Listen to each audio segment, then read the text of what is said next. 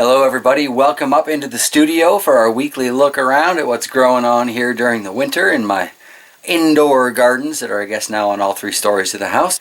I figured this week we'd get started taking a look at what's still going on up in the studio. Still got 3 of those transplant peppers alive, so yeah, let's get looking around. So up here on the shelf you can see we got one of the Dieffenbachia from that $12 one that we broke into so many different plants. Here's the cutting from the black lace elderberry. Kind of funky. It's the ends of the growth seem to be doing just fine, but the base of it has all died off.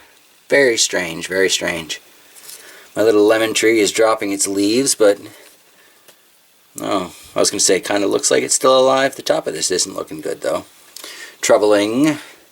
It's a red currant cutting. It's doing amazingly well. Very happy with that. Definitely should be able to put that out in the spring. A couple of little coffee trees hiding behind it there. Down on the bottom shelf, I have a ginger that finally sprouted. Huzzah! I'm going to keep this inside for a good long time and just let it do its thing, but it'd be nice to have that around. Does anybody know if you can cook with ginger leaves? That would be good information to know. Over beside that we've got the avocado, doing amazingly well even though the aphids are raining on it from the pepper above. This thing seems to be doing pretty darn good. These leaves are huge. Like, that's a big leaf. Very pleased with this. Might need to find a new location for it though. Still, looking good. Anybody know how big these things get ultimately? Avocado is not a small fruit, so I'm guessing this is going to get to be pretty sizable. Gonna need another pot for it one day too. And that brings us to the 3 transplanted peppers. Still sort of doing okay. They don't look great because they're still totally infested with these aphids, but they're in quarantine. I'm keeping them away from the new hydro stuff. And it's about all I can do. Hopefully they'll still be around in spring and I can put them outside.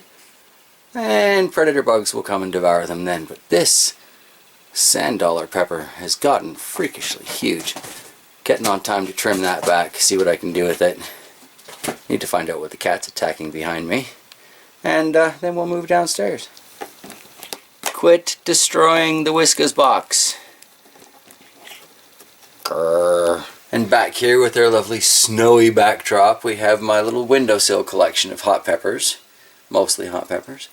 And yeah, they are still alive, but much like myself, I imagine they are looking forward to spring and longer days with more sun.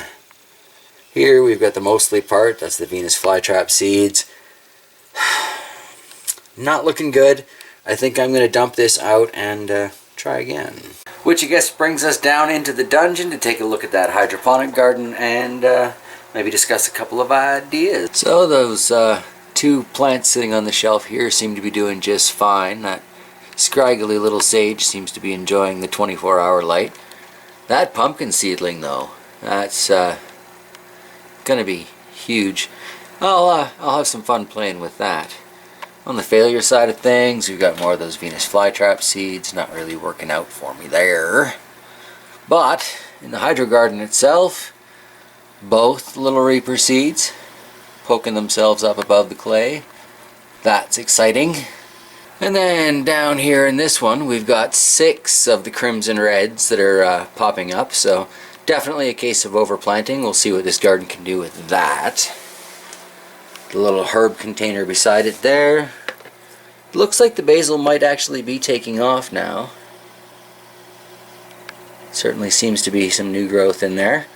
Hopefully that means it's got some roots. Don't want to disturb it too bad. The ones in the cups though are again definitely enjoying that 24-hour light source. This is a 6500K bulb, so playing it right there. Let's take a look on the other side of it here. Even that rosemary is starting to look a little bit better. Actually, it looks much better than it did in the windowsill. A little bit of growth there. A little bit of growth there. Yeah, now this one. This is the planter where I had those 3 nasty looking cotton balls where the seeds hadn't thrown their casings yet. I tried to pull off the cotton, didn't go well. I don't know if you can see that little tiny green speck there. That is all that remains of those 3 seedlings, so we'll see. I said earlier I suspect that's going to be an available planter, and yeah, that's why. However, 2 out of 4 chocolate boot seedlings, or chocolate bootla, pardon me, these guys are coming up, so perhaps they'll just get transplanted into the one they're sitting on top of. Seems somewhat appropriate. So far, this 1 Yard Fatale seedling here seems to be the prize winner amongst all of these. But yeah, I'm sure things will catch up. It's a very fresh garden, just getting started. So yeah, must learn patience. Gardening takes time. So those of you who watch the cooking channel may recognize this table slash workbench, because I had the Mr. Beer kit chilling out on there doing its thing. But I'm thinking this looks like an awful good place to perhaps set up some sort of soil-based plant starting station. Could maybe run a couple of fluorescents across here until I find LED tubes anyway. Give it a go, you know, something adjustable. Give me your feedback on maybe thoughts there. But yeah, brought in some soil, thinking about doing that because I've got the heat mat, so either way. It's been sitting outside under the snow, freezing, very cold. Hopefully we'll have killed anything that's in there because it's in the basement now. And I got myself a selection of seeds I'm thinking about planting, but I gotta move because they're currently blowing in the hot air from the furnace, so not good. Got some seeds here from the sweetest pumpkin that I cooked with this fall and winter, so hopefully they will produce nice sweet pumpkins like they came from for me. I do have some issues, or some questions I should say, with that though, because I dehydrated these to dry them, because the last ones I put away wet and they got all nasty and stuff. But I did it on like 90 degrees, so hopefully they'll be okay. Kind of thinking about test germinating some of them. I mean, why not? I've already got that pumpkin growing over there. Why not just grow a whole bunch of them? Fill the basement with pumpkins. Maybe get some pole beans. Who knows? Really, I want peppers down here, you know. It's all about those peppers. On the seed side of things, funny story for you. Let's go outside and get on with that one. So I realized the other day that I forgot to save some seeds from that fabulous spaghetti squash we grew this last year. And I got to do something about that because it grew so well for me. Now, the thing is, the spaghetti squash and the last few of the pumpkins were left to freeze, and unfortunately that's not really a good thing for them, so they got kind of nasty. I ended up throwing them on the compost, so I got to go recover one from the snow and try and cut it open, see if I can get some seeds out of it. Thought I'd bring you guys along for that, so we'll see how that goes in a second here. Yeah, good times. Just a little bit buried, not too bad. Folgers can, those things are everywhere. But yes, I think we'll try with this spaghetti squash right here.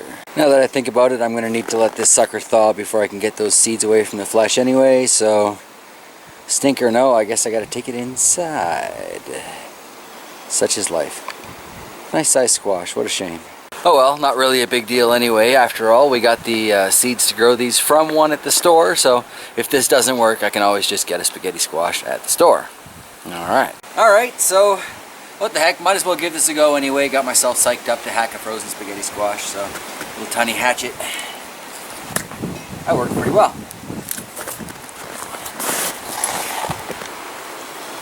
Quite a few seeds in there. Hopefully I'll be able to recover some of those to plant for next year, because I really liked having these things around. I'm just going to do the wrap-up clip from down here though, because when I come in from out there, I'm probably going to be a little sniffly sneezy, and who wants to see that, right? So yeah, thank you all for joining me this week. I hope you have an absolutely fantastic weekend, and when I see you next time, hopefully there will be something, you know, really interesting to report. Who knows? You never know what I'm going to do here. So yeah. Thanks for sticking around. Feel free to leave your questions, comments, whatnot down below, and I'll get back to you as soon as I possibly can. Alright, take her easy everybody. Bye.